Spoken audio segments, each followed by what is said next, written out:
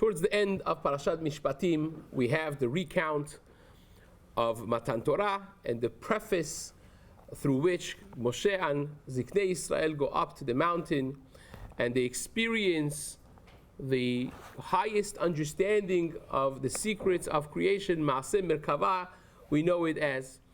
But it's interesting that the vision that they are shown by HaKadosh Baruch Hu, the single vision that they're shown, is depicted in Chumash as Vayir'u et Elokei Yisrael, they saw Hashem, V'tachat raglav k'maaseh livnat hasapir, and beneath the foothold of the Kisah Kavod of Hashem, they saw a work resembling livnat hasapir, the bricks that they were making in the bondage of Mitzrayim when they were there for 210 years as Avadim.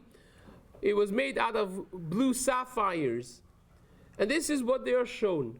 So Rashi brings the Chazal that this is because HaKadosh Baruch Hu kept this image of a brick to remember the tzara, the difficulty of Klal Yisrael, while they were under Shibud. The obvious question on that is, it's beautiful. The imagery is beautiful. That, it's blue. The Gemara says Tchelet is blue to remind you of sea. The sea is blue to remind you of the heaven, and the heaven is because of Kisah Kavod. So we remember Hashem by looking at that blue. So we remember Hashem. We keep Him front and center. But you know what He keeps front and center? Our difficulties, our tzarot, the sarat shibud.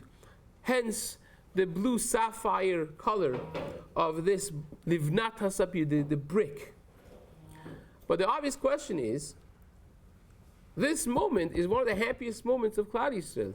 They're standing to accept the Torah. Vayochlu vayishtu, they were so happy. There's no longer bondage of Mitzrayim. That's long gone.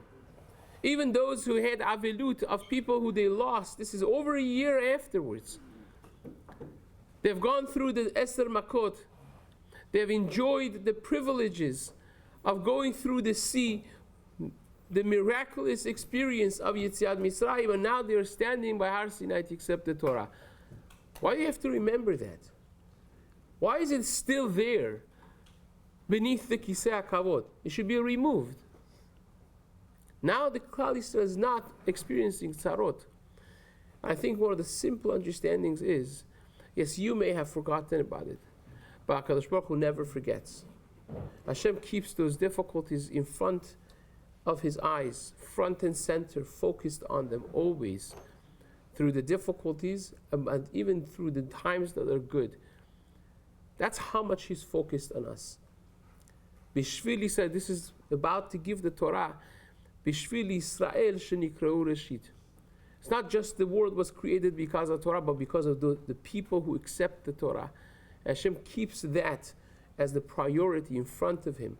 We have the Torah that we accepted was kept in the Aron, which above it was the Kruvim. Above it was Kruvim. We talk about the loss that we experienced yesterday. The two children.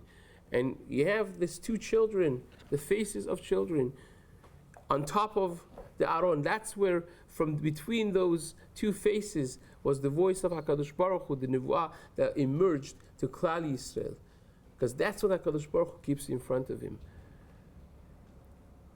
Even when we are doing well, we have forgotten about our tzar. HaKadosh Baruch Hu never forgets. We are His focus. We put Shema Yisrael, Hashem Elokeinu, Hashem Echad. Gemara says in the Tefillin of HaKadosh Baruch Hu, so to speak, it says, Umi ka'amcha Yisrael goy echad ba'aretz. That's what he keeps front and center. And obviously, we do not understand the full depth of HaKadosh Baruch Hu's hanhaga and judgment in the world. But it helps to understand that even in the best of times, HaKadosh Baruch Hu remembers all of the difficulties that Klal Yisrael has gone through. That brick is there by the Kiseh HaKavod. That's the only thing we are shown. Hashem says, if you want to see what I do, one thing I want you to always remember is I'm always thinking about you. And that's something powerful. Before accepting the Torah, immediately before that, this is what Hashem shows us. That yes, You want to dedicate yourself to me. But first and foremost, I want you to know that I dedicate myself to you. It's a covenant. I'm always remembering you. You're always going to be there. Every little detail of difficulty and up and down that you have in your life is going to stay in front of me all the time, even more so than you could think. That's something very empowering, very meaningful for our lives, for our relationship with HaKadosh Baruch Hu. And Be'ezrat Hashem will come a day that we will experience the full knowledge of HaKadosh Baruch Hu, and all of those tzarot will come to an end. Be'ezrat Hashem. Amen.